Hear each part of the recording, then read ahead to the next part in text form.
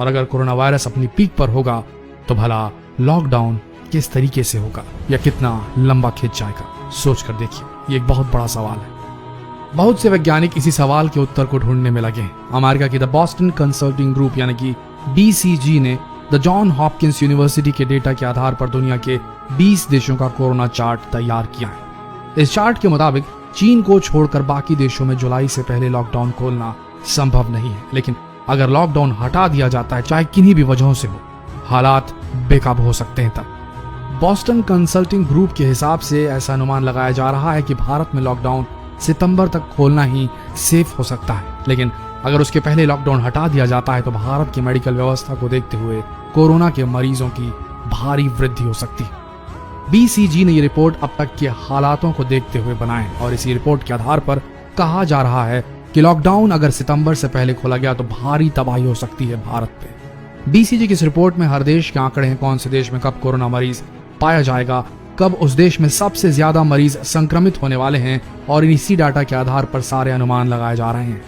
इस रिपोर्ट के मुताबिक भारत ने समय रहते लॉकडाउन की घोषणा तो कर दी थी, लेकिन बाद में यह भी माना जा रहा है कि जून के तीसरे हफ्ते तक कोरोना भारत के पीक पर होगा। और इस रिपोर्ट के मुताबिक ये माना जा रहा है कि भारत में लॉकडाउन सही मायनों में सितंबर के दूसरे हफ्ते तक ही पूरी तरह खोला जा सकेगा। आपको बता दें कि बॉस्टन यूनिवर्सिटी यानी कि BCG का डेटा हमेशा विश्वसनीय माना जाता है, इसलिए दुनिया भर के वैज्ञानिक इसी डेटा पर विश्वास कर रहे हैं। वहीं वेल्लूर के क्रिश्चियन मेडिकल कॉलेज से retired clinical virologist P. Jacob John के मुताबिक अगर भारत में 3 मई को लॉकडाउन खुला तो कोरोना के मामले बहुत तेजी से बढ़ सकते हैं और बिना तैयारी के इसे संभाल पाना बहुत ही ज्यादा मुश्किल हो जाएगा। 3 मई तक लॉकडाउन आसानी से हटाया जा सकता था अगर वक्त रहते वेंटिलेटर, PPE किट और क्वारंटीन सेंटर बना लिए जाते तो, लेकिन आज के हालातों को देखते हुए अगर लॉकडाउन जल्दी से खोला गया तो मुसीबतें और बढ़ सकती हैं। इंग्लैंड के डॉक्टर नीरज पाटिल के अनुसार इंग्लैंड में भले ही 1.25 लाख से ज्यादा कोरोना मरीज हैं, पर उनका कहना है कि कोरोना अभी भी वहां अपनी पीक पर नहीं पहुंचा है और आर्टिफिशियल इंटेलिजेंस के मुताबिक इंग्लैंड में कोरोना मई के महीने में अपनी पीक पर होगा और भारत अभी इससे बहुत पीछे है। और यही अनुमान लगाया जा रहा है कि भारत में कोरोना के मरीज मई जून में सबसे ज्यादा पाए जाएंगे। भारत की सरकार का खुद यही मानना है कि मई के महीने में कोरोना के मरीज सबसे ज्यादा मिलेंगे और उसके बाद ही कोरोना के मरीजों में कमी आएगी। हालांकि गृह मंत्रालय का इस पर कहना है कि बाकी मुल्कों के मुकाबले भारत में अभी बहुत कम मरीज हैं। सूत्रों के अनुसार भारत में टेस्टिंग की संख्या बढ़ा दी गई है और आने वाले समय में अधिक से अधिक कोरोना मरीज हमें मिल सकते हैं। जाहिर सी बात है कि कोरोना के मामलों को पीक पर पहुंचने से पहले भारत की सरकार इससे निपटने के लिए पहले से ही तैयारी कर रही है और तैयारी करनी भी पड़ेगी। पंजाब के मुख्यमंत्री अमरिंदर सिंह खुद ये कह रहे हैं कि भारत में कोरोना जून मई के महीने में अपनी पीक पर होगा, पर उस समय भारत के 80 से 85% हिस्से संभावित रूप से प्रभावित हो सकते हैं। इतना ही नहीं, भारत के करीब 58% लोग इसके गिरफ्त में हो सकते हैं, ऐसे भी अनुमान लगाए जा रहे हैं।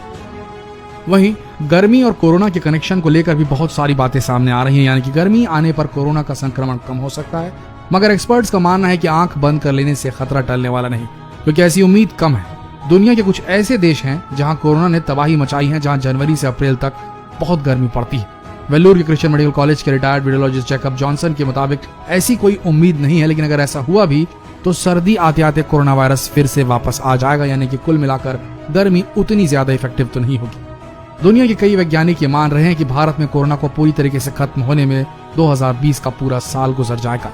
हालांकि इससे पहले उम्मीद की जा रही है कि कोरोना की वैक्सीन इजाद कर ली जाए।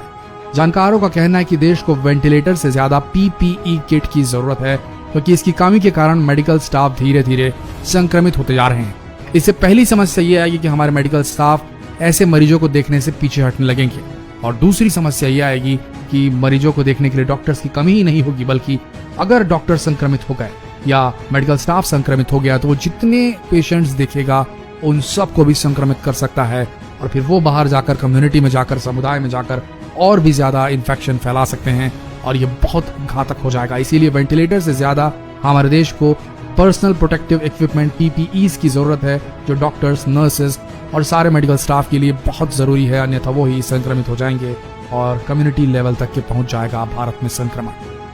यही गलती इटली, फ्रांस, जर्मनी और अमेरिका जैसे देश कर चुके हैं, जो वेंटिलेटर पर ज्यादा तरजीह दे रहे थे, उसे ज्यादा इंपॉर्टेंस दे रहे थे और PPE किट्स जैसी चीजों को नीचे रख रहे थे अपनी प्रायोरिटी में, अपनी प्राथमिकता में, और उन्हें आज नतीजा भुगतना पड़ रहा है।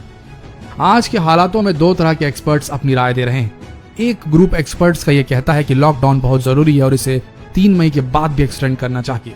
और दूसरा ग्रुप जो एक्सपर्ट्स का है वो विरोध में है कि अगर लॉकडाउन नहीं खुला तो अर्थव्यवस्था देश की पूरी तरह चरमरा जाएगी और कई लोग भूखे मर जाएंगे, बहुत सारे बिजनेसेस बंद हो जाएंगे।